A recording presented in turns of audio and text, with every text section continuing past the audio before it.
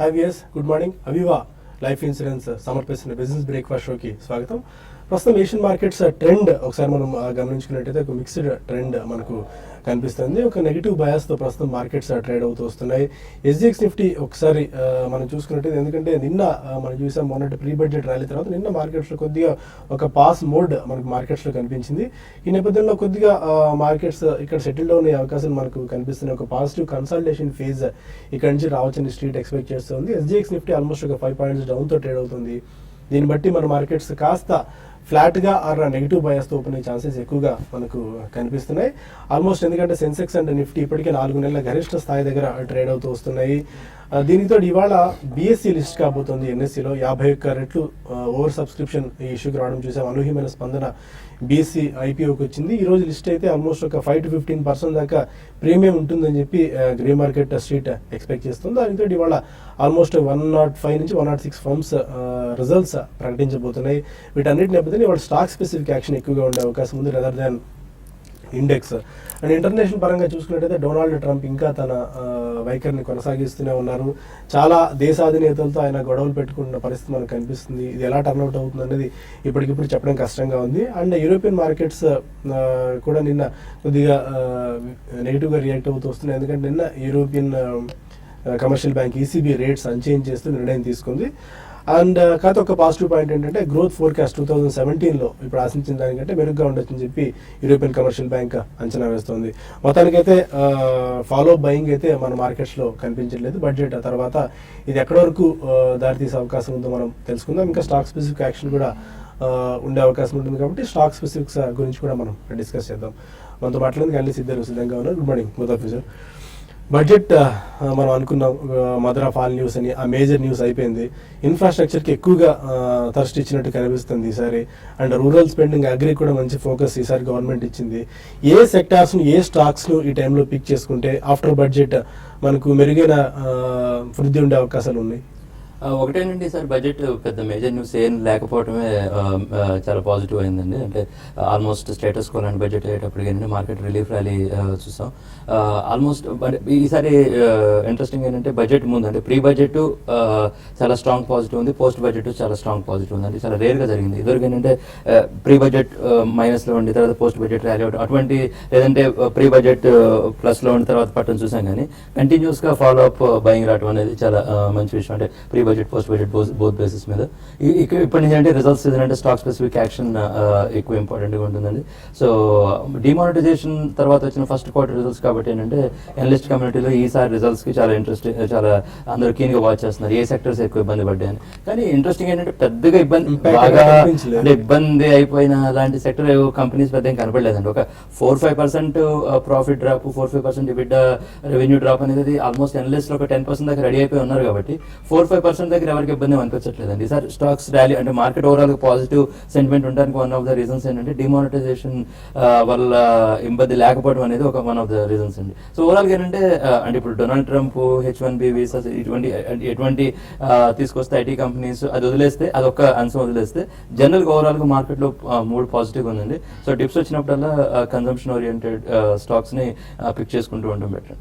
Consumption related అంటే మనం regular గా చెప్తున్న హోమ్ బిల్డింగ్ ప్రొడక్ట్స్ అనుకోండి. హోమ్ బిల్డింగ్ ప్రొడక్ట్స్ అంటే సోమాని ఇప్పుడు అఫోర్డబుల్ హౌసింగ్ కి ఇన్ఫ్రాస్ట్రక్చర్ స్టేటస్ ఇచ్చారు first time in Indian history.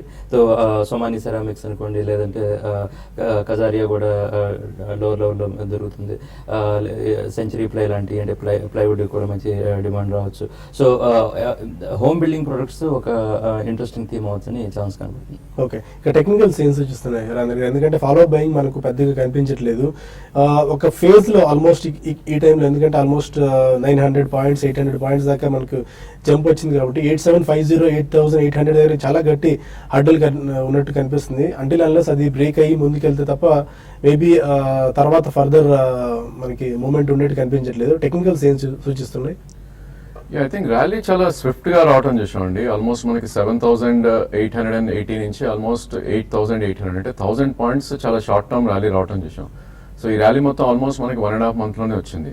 So I think market budget ఏదైతే న్యూస్ ఉందో అది ఆల్మోస్ట్ ముందే డిస్కౌంట్ చేసినట్టుంది. ఎందుకంటే ఎప్పుడైతే మనకి 8460 బ్రీచ్ అయిందో ప్రాబ్లీ అప్పుడే బడ్జెట్ ని ఆల్రెడీ డిస్కౌంట్ చేసింది. అండ్ సెకండ్ థింగ్ ఏంటంటే మనం all these days lower tops and lower bottom formation చూస్తున్నాం. అండ్ లాస్ట్ కపుల్ ఆఫ్ వీక్స్గా చూస్తే కనుక hire tops and higher bottoms అనేది మనకు ఫామ్ అవుతుంది. సో దీన్ని బట్టి ఇండికేషన్ ఏంటంటే long term maybe medium term trend నుంచి లాంగ్ టర్మ్ ట్రెండ్ మళ్ళీ అగైన్ బుల్లిష్ అయినట్టు చెప్పొచ్చు. మేబీ షార్ట్ టర్మ్ ట్రెండ్ ఏంటంటే మనకి 8351 200-day మూవింగ్ యావరేజ్ అది ఒక స్ట్రాంగ్ సపోర్ట్ ఉండే ఛాన్స్ ఉంది. సో ఇంతకుముందు మనం రేంజ్ ఏదైతే 79 నుంచి 84 అనుకున్నాం, ప్రాబబ్లీ డెఫినెట్లీ ఆ రేంజ్ ఈ టైంలో మనకి షిఫ్ట్ అవడం చూస్తున్నాం. సో 83 నుంచి మేబీ 88 ఆ రేంజ్లో ట్రేడ్ అయ్యే అవకాశాలు ఎక్కువ ఉన్నాయి.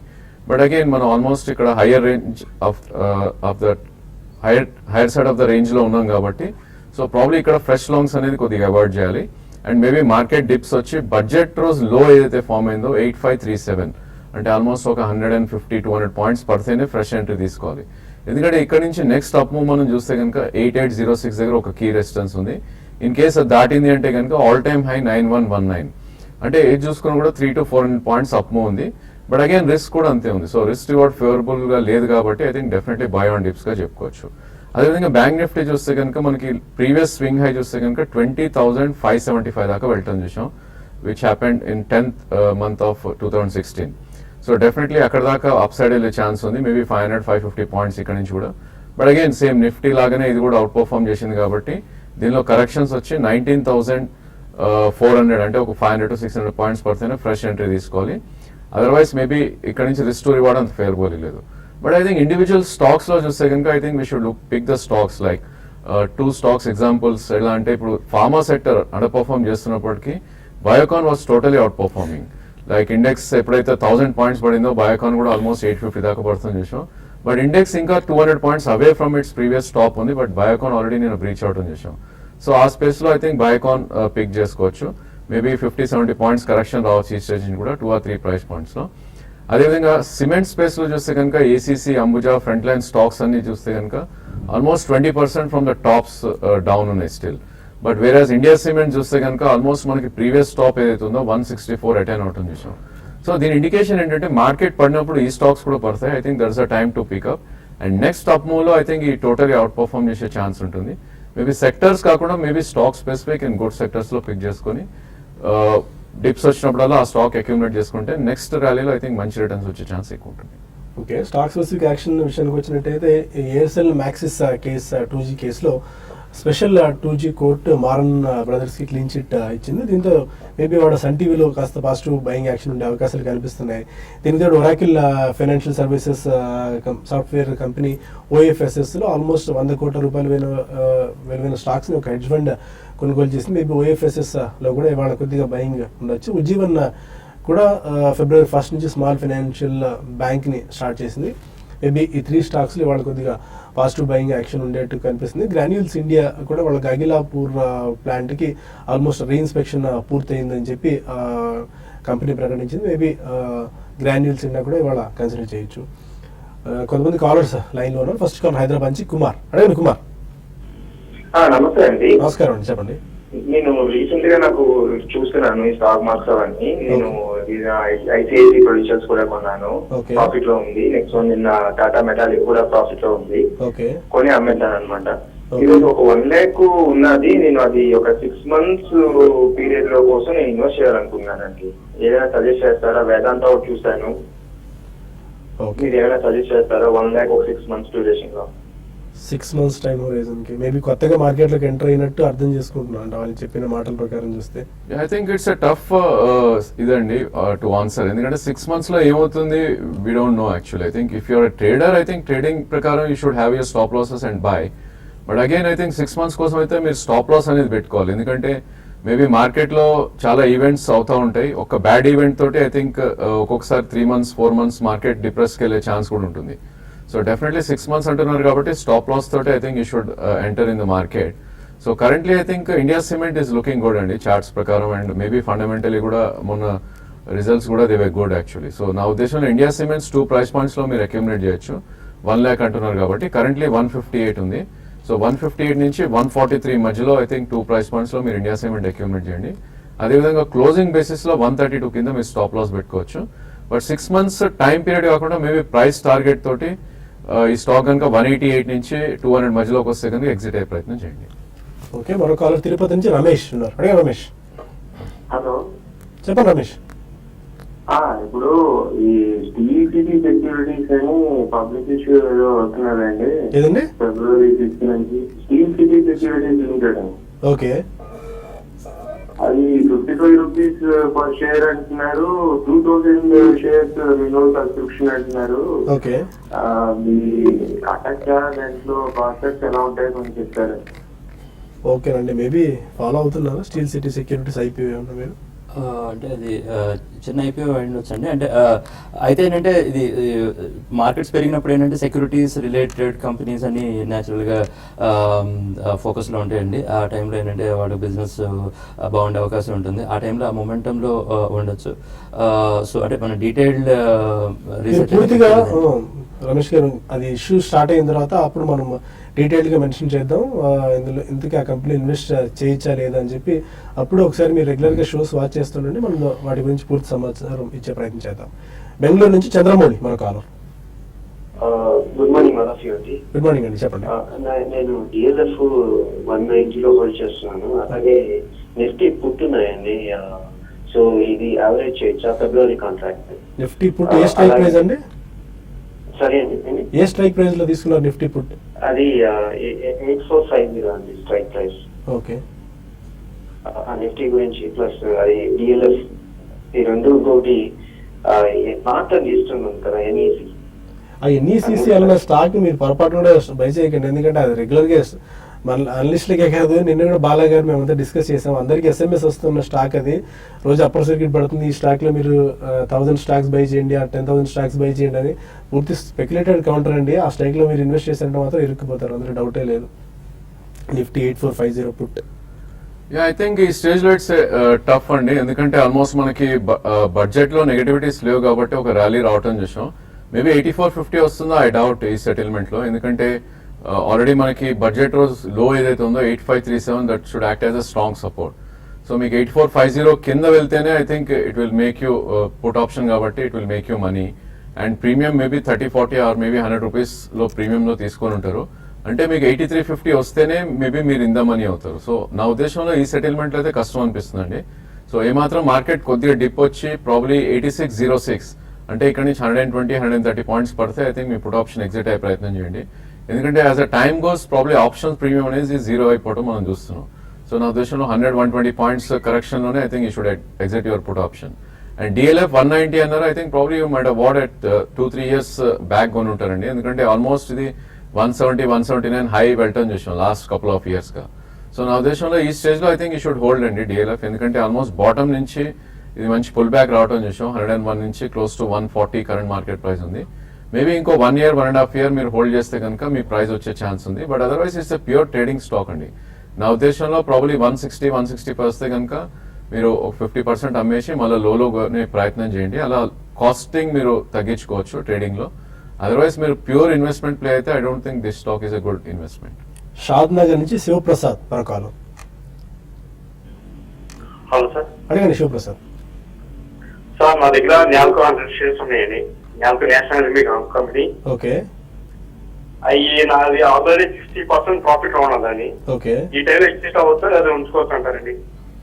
60% ప్రాఫిట్స్ లో ఉన్నారు ఆల్రెడీ. మీరు మంచి ప్రాఫిట్ అంటే మంచి లెవెల్లో తీసుకుని ఉంటారండి. First congratulations. ఇంకోటి ఏంటంటే ఈ ఎంటైర్ కమోడిటీస్ స్పేస్ ఏంటంటే చాలా ఎక్స్ట్రాడినరీ ర్యాలీ చూసింది in the last 1 year, last 8 months to 1 year. అయితే ఏంటంటే ఆ ర్యాలీ ఇప్పుడు సస్టైన్ అవుతుంది అనేది global trade, global Chinese factory చాలా వాటి మీద డిపెండ్ అయి ఉంటుందండి. నా సలహా ఏంటంటే అట్లీస్ట్ ఒక 50% అంటే పార్షల్ ప్రాఫిట్ బుకింగ్ చేసి 50% ప్రాఫిట్ తీసుకోండి, మిగిలిన 50% లెట్ ఇట్ రైడ్. కర్నూలు నుంచి శ్రీధర్ మరొక అడగండి Sridhar. Good morning sir. Morning అండి, చెప్పండి సార్ ఎంఆర్ఎఫ్ స్టాక్ గురించి.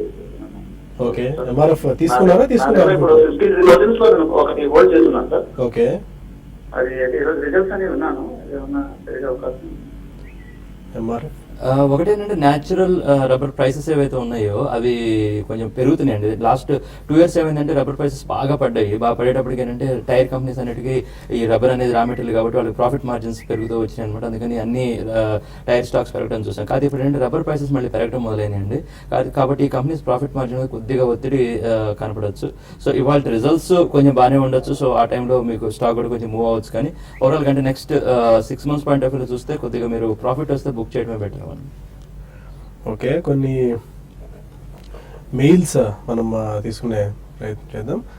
కార్తీ అడుగుతున్నారు, ఓకే ఈ టైంలో ఐటీ సెక్టర్ మీద అంతా బాగా వీక్గా ఉన్నారు కదా, ఇన్ఫీ లాంటి స్టాక్స్ని కొద్దిగా బెట్ చేసుకునే ప్రయత్నం చేసుకోవచ్చు ఈ టైంలో? కాంట్రేరియన్ పెట్టండి, నథింగ్ రాంగ్. అంటే మిగతా వాళ్ళందరూ అమ్ముతున్నప్పుడు మనం కొందాం అనుకోవడం కూడా అదే మార్కెట్లో మంచి స్ట్రాటజీ. కాకపోతే ఏంటంటే ఇప్పుడు కరెక్ట్గా ఎగ్జాక్ట్గా ఇప్పుడు ట్రంప్ అడ్మినిస్ట్రేషన్ ఎటువంటి రూల్స్ తీసుకొస్తానే తెలియదు. ఒకవేళ వాళ్ళు తీసుకురాకపోతే ఫర్ వాట్ ఎవర్ రీజన్ డెఫినెట్గా స్టాక్స్ అన్ని 1000 అంటే అట్లీస్ట్ 1100 లెవెల్కి ర్యాలీ అయ్యే ఛాన్స్ ఉందండి. కాకపోతే ఇప్పటికి అంబిగ్యూటీస్ చాలా ఎక్కువ ఉన్నాయండి. అంటే ఇప్పటికి అంత అగ్రెసివ్గా ఆ సెక్టర్ మీదకి వెళ్ళకపోవడమే మంచిదని మా ఉద్దేశం. మణి కాల్ ఉన్నారు, రేండి Mani. Hello, good morning sir. Good morning అండి, చెప్పండి. సార్ మేము రీసెంట్ గా 1 month బ్యాక్ ఈ ట్రేడింగ్ లోకి ఎంటర్ అయ్యాము. ఓకే సార్ ఇప్పుడు మేము 1 lakh అలా ఇన్వెస్ట్ చేయాలనుకుంటున్నాం. వెయిట్ పైన చేస్తే బాగుంటుంది సార్. చాలా రిస్కీ క్వశ్చన్ అండి. మీరేమో సింపుల్గా అడిగేసరికి దానికి సమాధానం చెప్పడం మాత్రం చాలా కష్టమైనది. ఎందుకంటే మీ డబ్బులతో మేము చెప్తే దాన్ని బట్టి, ఎందుకంటే ట్రేడింగ్లో కొత్తగా ఎంటర్ అయ్యాను అంటున్నారు, దట్టు మీకు అనుభవం ఉందో లేదో, స్టాప్ లాస్ పెట్టుకున్నా లేకున్నా చాలా ఇబ్బంది అయిపోతుంది. మేబీ బెటర్ మేము మ్యూచువల్ ఫండ్స్ రూట్ కనుక ఎంపిక చేసుకొని కొద్దిగా దానిలో అనుభవం సంపాదించిన తర్వాత అప్పుడు మీరు ట్రేడింగ్లోకి దిగితే మంచిదండి. ఎందుకంటే ఫస్ట్ ఫండమెంటల్స్ నేర్చుకోండి, ఇన్వెస్ట్మెంట్ చేసుకున్న తర్వాత ట్రేడింగ్లోకి దిగితే మీకు కొద్దిగా గొప్ప నాలెడ్జ్ వస్తుంది. అండ్ డబ్బులు పోయినా కూడా ఎందుకు పోయే మీకు ఐడియా వస్తుంది. ఇప్పుడు ఇట్లా చెప్తే మేము ఒక స్టాక్ రికమెండ్ చేసి అది పెరగచ్చు పెరగకపోవచ్చు, చాలా రిస్క్ ఫ్యాక్టర్స్ ఎక్కువ ఉంటాయండి మాకు కూడా చెప్పడం వల్ల. I think trading is art అండి. I think you should practise it first. నా ఉద్దేశంలో మీరు ఏం చేయాలంటే, ప్రాబ్లీ ఎవరు మీకు రికమెండ్ చేసినా కూడా I think you should do paper trading. So మీరు యాక్చువల్లీ ఏదైనా రికమెండేషన్స్ మీకు వచ్చినా కూడా, లేదంటే మీకు ఏదైనా అనిపించినా కూడా ఐ థింక్ అది పేపర్లో రాసుకుని ఇఫ్ యూ ప్రాక్టీస్, మేబీ మీరు స్టాప్ లాస్ పెట్టగలుగుతున్నారా, లేకపోతే ప్రాఫిట్స్ ఎలా వస్తున్నాయి. I think day to day activity మీరు it's a full time job actually trading అనేది. సో నా ఉద్దేశంలో retail space 1 lakh investment for trading it's not a good idea అండి నా ఉద్దేశంలో. ఇప్పుడే సాయి గారు చెప్పినట్టు mutual fund route is better. Otherwise మీరు ట్రేడింగ్ చేయాలి అనుకుంటే కనుక డెఫినెట్లీ మీరు మీ ఓన్ రూల్స్ మీరు ఫ్రేమ్ చేసుకోవాలి.